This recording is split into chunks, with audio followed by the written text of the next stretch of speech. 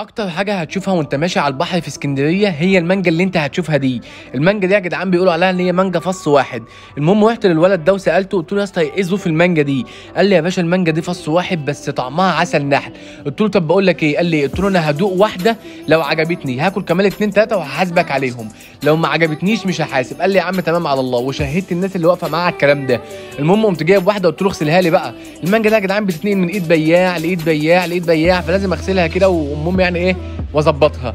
المهم غسلتها وظبطتها كده وقلت ادوق بقى. يا جماعه دقتها اقسم بالله طعمها حكايه، انا ما كنتش متخيل انها هتبقى بالحلاوه دي. المهم جت ست كده تشتري واحنا واقفين، قلت لها يا طنط اشتري وانت قلبك جامد، المانجا طعمها زي العسل. وبقى وقفت يعني اللي رايح واللي جاي اقول له اشتري مانجا.